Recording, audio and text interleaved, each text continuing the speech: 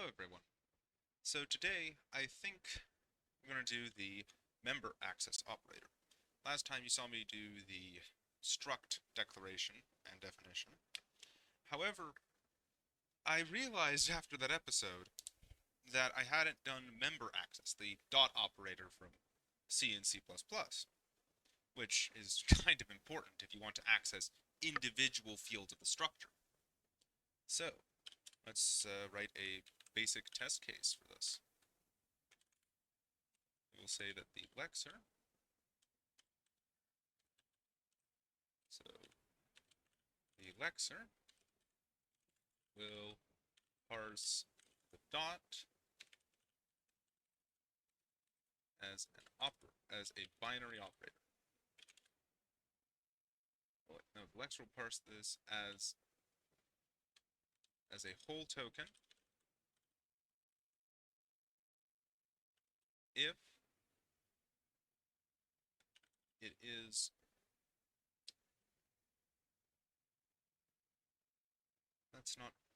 I'm just thinking about interesting cases.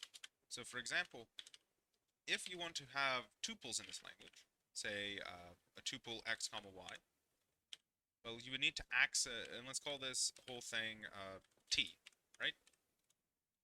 If we let t equal x comma y, well, how do we get the values out of the tuple? We'll have to do a t dot 0 and a t dot 1, right? So this dot here is not the decimal point. It's actually the member access that we're looking for. However, if you were to say t dot 0 dot 0, because say the x is itself a tuple, let's say of a and b, well then you would need to be able to access the dot operator. So let's say as a distinct token. So I'll have to do this as a to-do disambiguate the following case.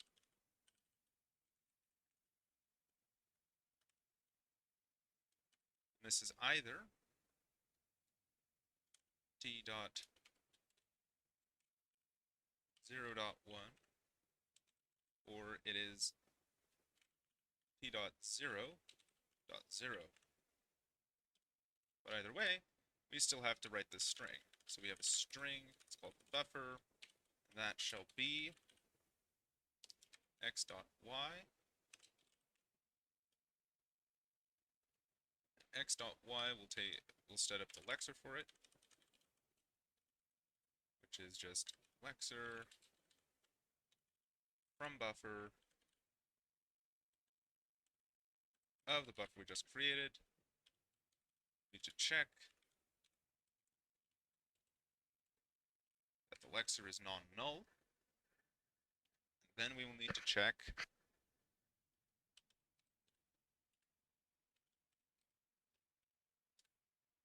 it's not equal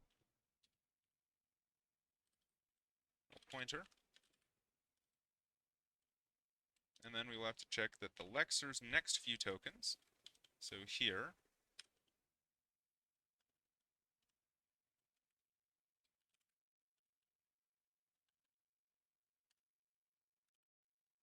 let's see, so the first thing here should be an identifier. I think I have a way to do string comparisons on this. Yes.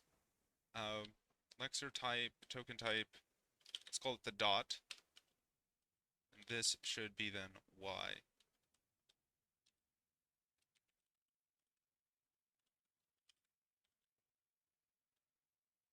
So let's go to here. Wait. Okay, so now we need to go to the lexer and tell it that its token type could have a dot. Let's put it, where would the dot make most sense? Just under comma, the dot.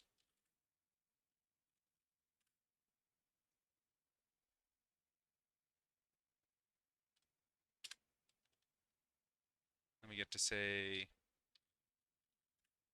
test. Subprocess exception failed. Yes, this is expected. So now we get to take the new Lexer test, run it, and we get here the error is in the CPP line 364. CPP at line 364. 364. Zoom. Hang on, that doesn't exist. No, wait, it's in the Lexer. It's not in here. Line 364. Hang on, that doesn't... 1 second, let me just reread this message. Yeah, new Lexer test 364. The assertion's actually at the top here, line 292 in the CPP. Which is buffer 9. Is that buffer? Yes, that is buffer 9. 292. So 292, we have an unknown character error. Well, this makes the most sense. So in case we get a literal dot, we should then say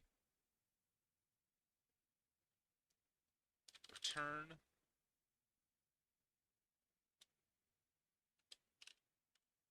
the token type dot immediately followed by the single dot immediately followed by the location L. And that should work.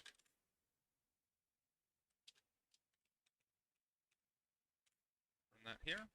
Right, so that makes sense. We can now lex the dot token. So let's git commit -a. Yep. Oh.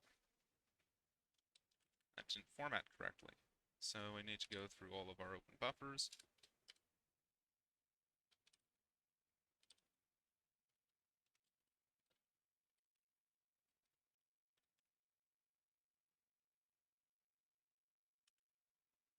Yep. Buff do that. And let's see how we get there. That looks much more sensible. Lex the dot operator. There we are. So we've just lexed the dot operator. However, we now need to go and tell the parser that it should be able to parse a dot. 1 second while I find the... Where do we declare structs? We will parse the struct initialization. Oh, here we will say that we should parse a member access, let's call it that.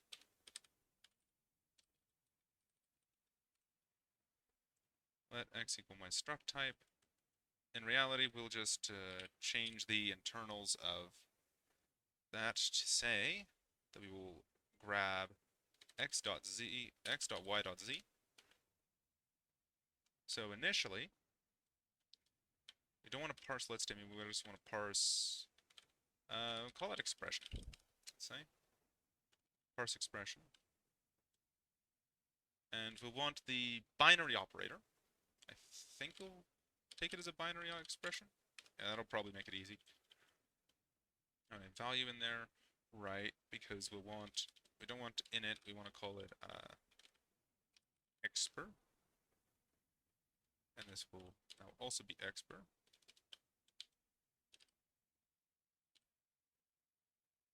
Expression is an expression.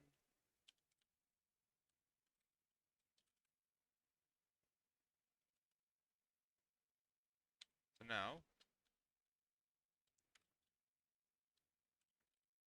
call this the first member access. Or no, let's call this the outer member, because it's not the first, because we want... this is the problem with this sort of thing. The parenthesis grouping on this is effectively something like this. That you should be able to do x dot y, and then you do dot z on it. So, we'll want to have the outer member access, which should not be null, and we should know that the outer member access will have, let's see, what fields do we have here? We have the type. Well, that's not really what we want. We want the operand. The operand should be AST binary expression operand member access. Hey, I remember that. We added that, I think, some time ago. Last episode, maybe. Okay. So the outer member access should have a left.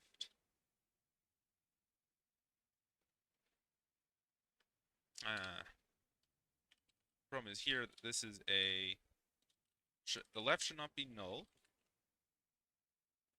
Is it? No, it's the left-hand side. And this should be the right-hand side is non-null. Right.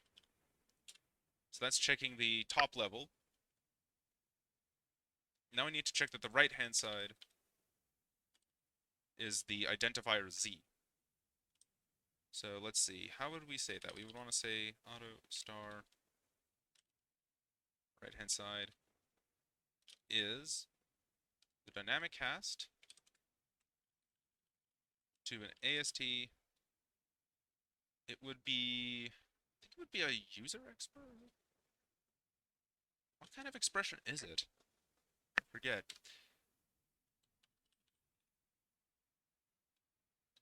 Let's go for new.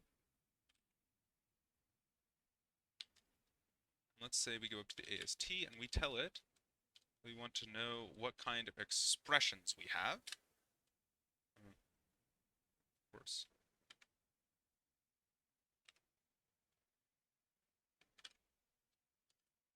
And we want to grab here the parser test in buffer 1. Done some more movement around. Right. So we have this guy here. User value? It would be a user value, yes.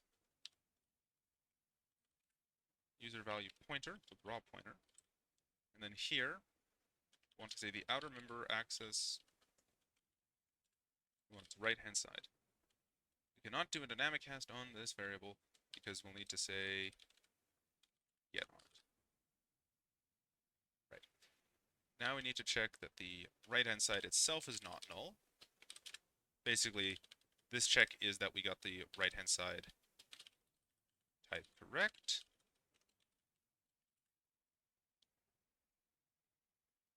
And that here, we should have an identifier. So if we ask for right-hand side,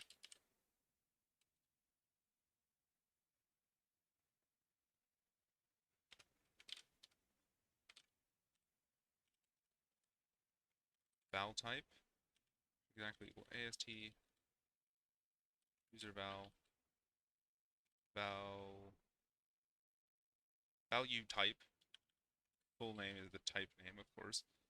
This should be an identifier.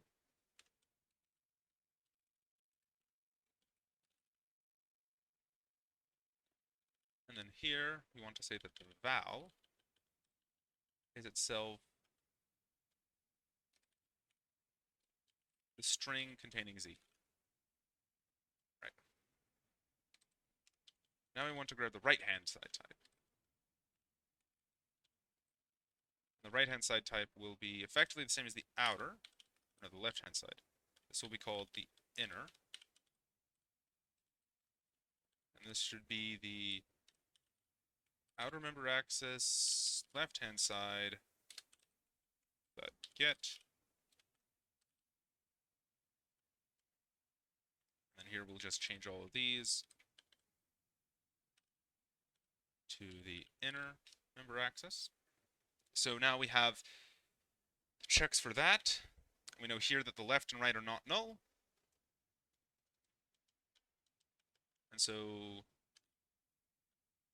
I think at this point we should just run the test and see what happens.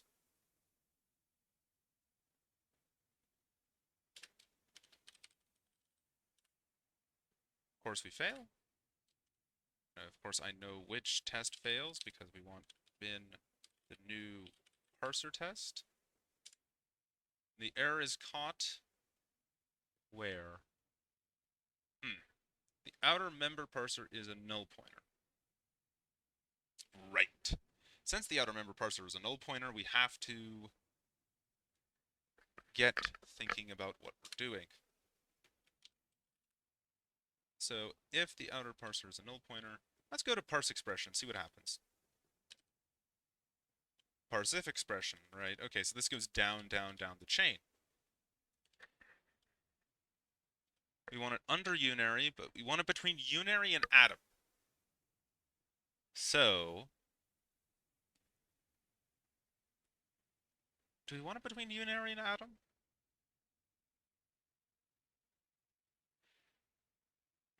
Probably. We'll probably want it between unary and atom. So we get to add a new expression function, expression pointer, parser.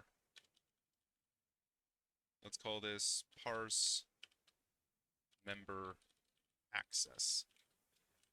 Parsing a member access does not need anything. Here we can just say parse member access.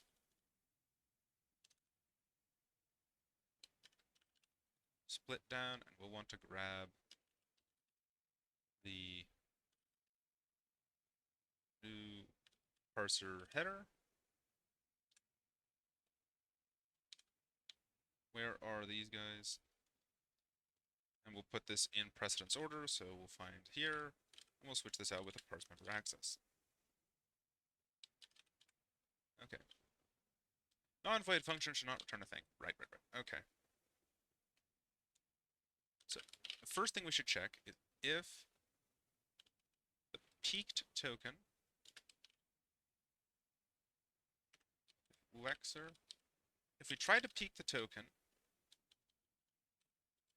and it is not some identifier,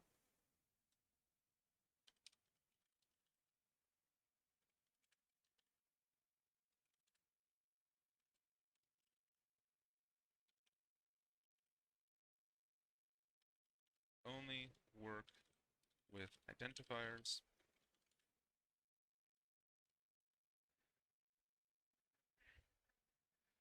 We only work with identifiers. Right.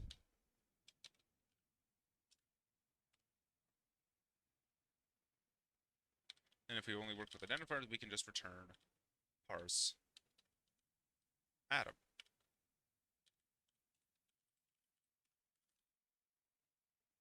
With identifiers. Okay, since we only work with identifiers, we now know that this next thing has to be an identifier.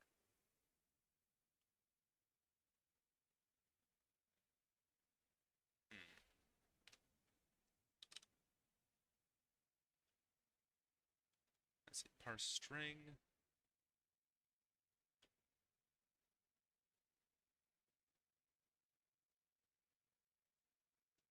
Actually, no, wait. It is not necessarily an identifier. Consider the case that we said before.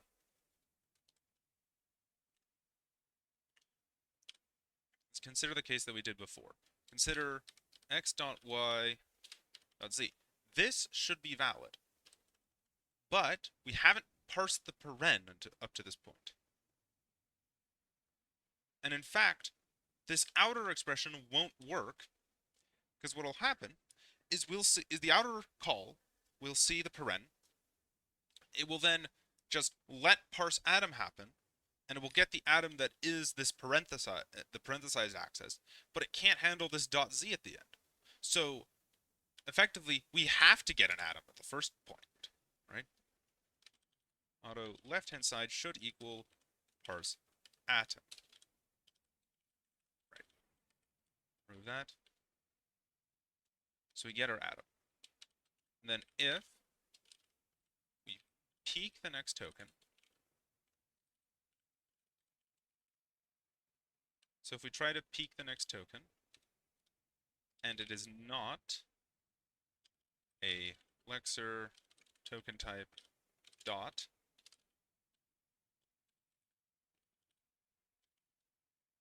not a member access.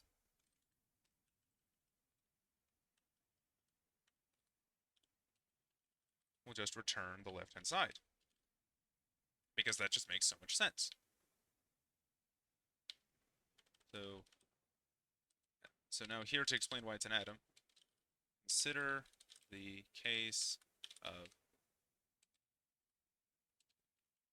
x, y, z. Must check that we must try to parse an atom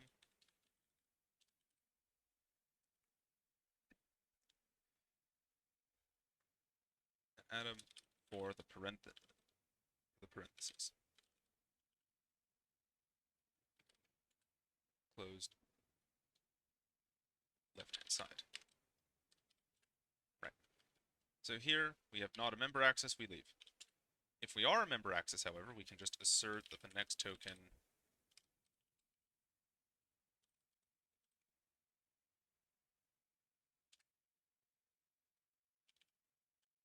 is lexer. Wait, don't I have a nice thing for this, I thought. Don't we have, what is it, lexer consume if? Assume if token type is a dot.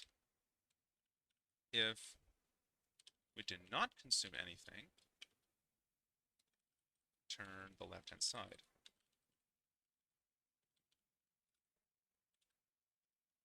Right. So now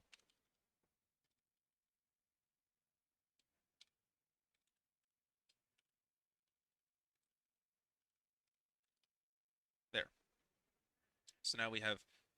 So if we did not consume consume a dot, we get to do this. Now, what could be on the right-hand side of a dot? Well, it can't be a parenthesized thing because that would violate order of operations. It could be a number, but for now, let's not support that because we don't have tuples. The right-hand side could be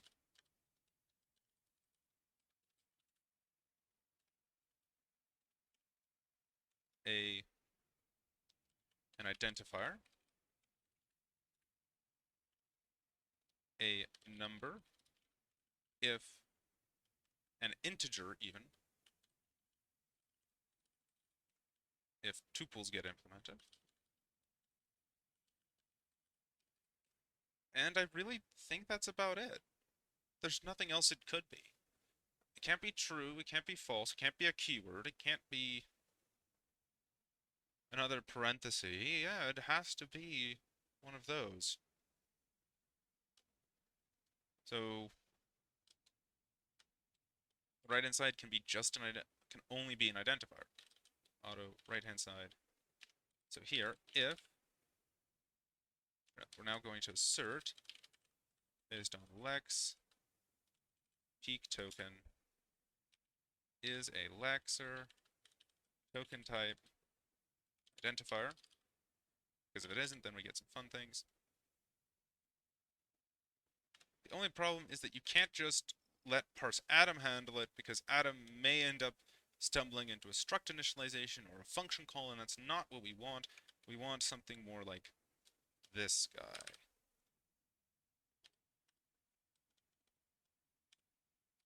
We'll call this auto right-hand side is move ID, which I think I can just say lex next token val type : identifier. Oh, right, we need to take the token out. Auto token is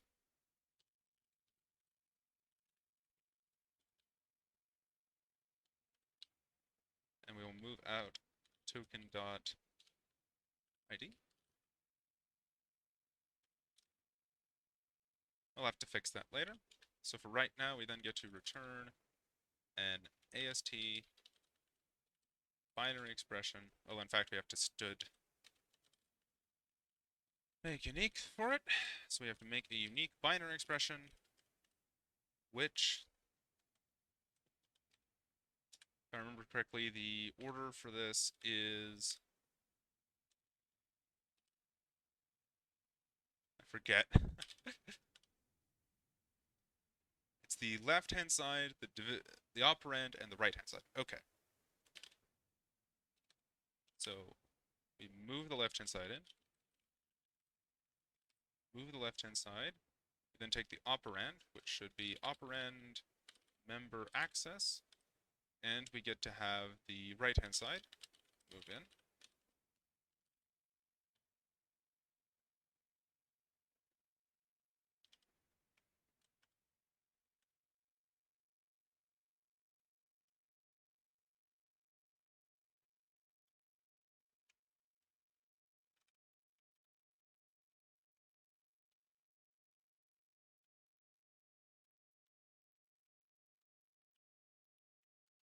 Use operand, and we're also going to say using val type is the same thing as saying AST user val type.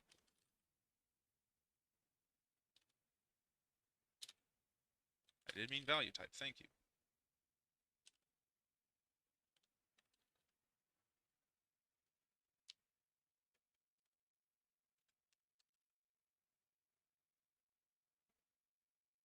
There we are.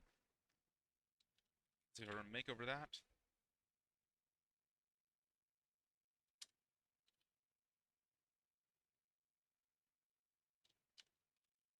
Make test.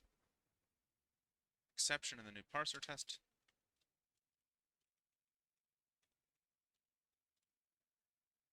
Why is Z? What? This seems to be an error with the test. Line 411. The testing code. That would be buffer 1.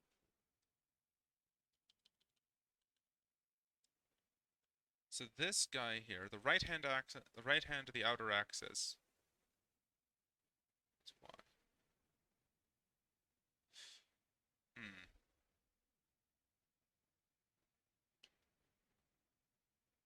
While it is a dot, that's what we have to do.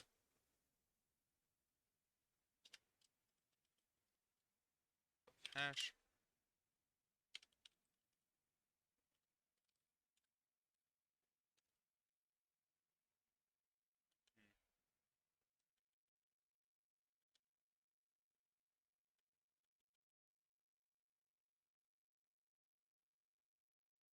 There's a better way to write this. Parse the atom initially. And then we say while. Actually, yeah, we'll rewrite this. So the right hand side could be this. We say expr is parse atom. While we do consume this,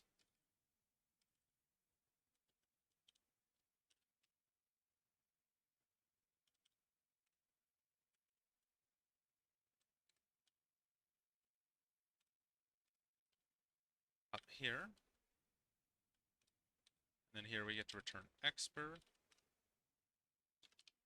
Okay, so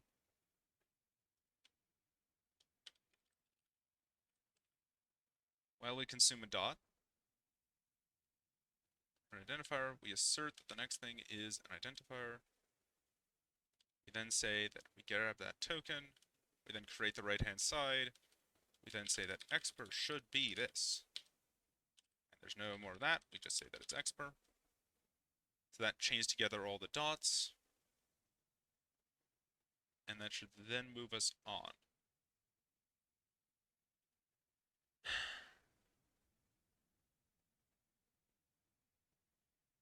Yeah, that will work.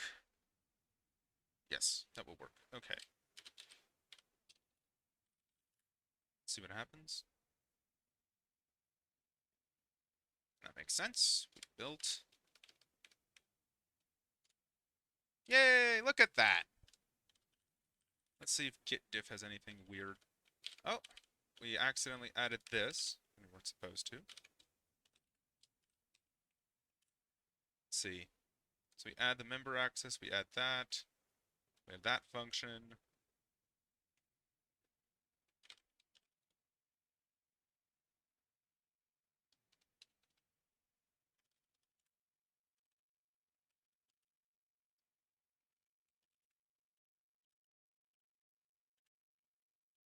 Okay. That looks nice. Let's commit that.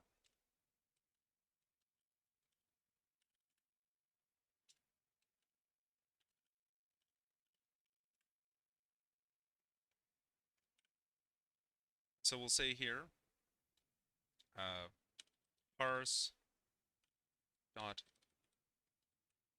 let's call it member access.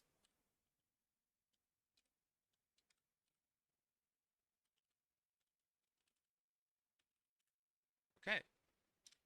So it's been about half an hour. I think I'll be fine for today. Tomorrow we'll go through, next time we'll go through type checking and code generation for this. Code generation will be interesting, but we'll do type checking definitely next time. Bye.